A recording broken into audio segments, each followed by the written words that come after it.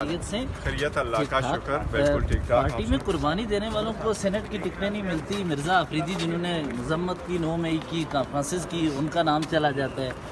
نہیں دیکھو، پارٹی میں ہمارے پارٹی میں تھے اور پارٹی سے ساتھ کھڑے تھے، اور اس لیے پارٹی کا جو فیصلہ ہے وہی سب کو قبول کرنے چاہیے، اور ساتھ ہی سارے باقی جو لوگ ہیں پارٹی ورکروں کو ہی ٹکٹ ملے ہیں، اور پارٹی کے ورکر جو ہیں انہی کو کنسیڈر کیا گیا ہے. تو یہ انٹرنل ایک ڈسپلن ہے پارٹی کا. پارٹی جس کو کنسیڈر کرتی ہے کہ یہ اس پوزیشن کے لیے اس کا ایکسپیرینس ہے اور یہ بہتر ہے اور یہ سیٹ ہونی چاہیے، تو this is how political parties work.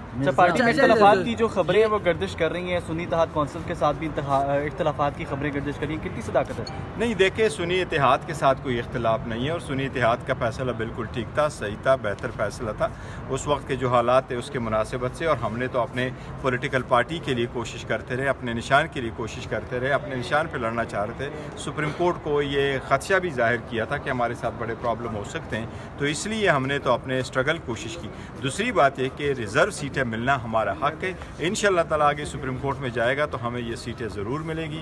Supreme court نے یہ فیصلہ کرنا ہے ہر صورت کے 51 کے آرٹیکل کے مطابق کوئی بھی پارٹی کو اس کی جیتی ہوئی سیٹوں سے زیادہ نہیں مل سکتی. تو یہ ہماری سیٹیں اور ہمارے پاس ہے، اور یہی ریزن ہے کہ الیکشن کمیشن کا جو فیصلہ ہے وہ بھی سپلٹ ہے. ایک جج نے یہی کہا تھا کہ قانون سازی تک ان سیٹوں کو روکے، باقی پارٹی کو نہیں دی سکتی. ہمارا یہ جنون گریوینس ہے کہ ہماری سیٹیں باقی پولیٹیکل پارٹیز کو نہیں جا سکتی تھی، اس لیے سپریم کورٹ اس پہ فیصلہ دے گی اور جلد سے جلد دینے چاہیے. زلفی بخاری تو ملک سے باہر ہیں شروع دن سے، اور عمر سرفراز چیمہ اتنے عرصے سے وہ اندر ہیں، جیل کی جو سہولتیں بھی، وہ زیادہ اہل تھے سینٹ کے ٹکٹ کے لیے بجائے عمر سرفراز چیمہ؟ دیکھیں، عمر سرفراز چیمہ صاحب گورنر رہ چکے تھے، اور جب آپ گورنر رہو تو 2 سال کی مدت پوری نہ ہو تو پھر آپ الیکشن نہیں کنٹیسٹ کر سکتے. اس لیے اس کو اس تناظر میں نہیں دیکھا تھا. جہاں تک زلفی صاحب کا تعلق ہے تو دیکھیں، جو بندہ کنویکٹ نہ ہوا ہو وہ اگر باہر بھی ہے تو وہ نامینیشن پیپر فائل کر سکتا ہے. لاسٹ ٹائم بھی جب نیشنل اسمبلی کے لیے ہوئے تھے نامینیشن پیپر فائل ہوئے تھے تو ہائی کورٹ نے ان کے نامینیشن فارم ایکسیپٹ کروائے تھے، تو اس لیے وہ کوالیفائڈ ہے.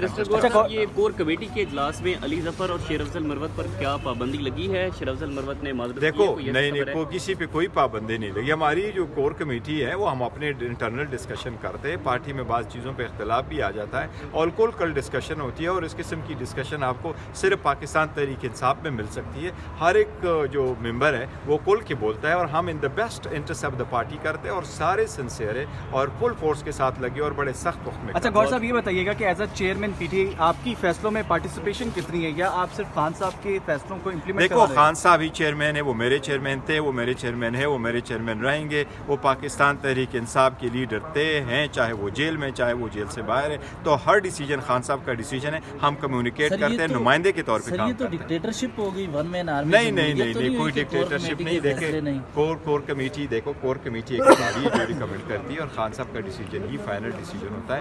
خان صاحب ہی روئے رواں ہے، سب لیڈر تو ایسے ہی ہوتا ہے نا، پارٹی ڈسپلن ایسا.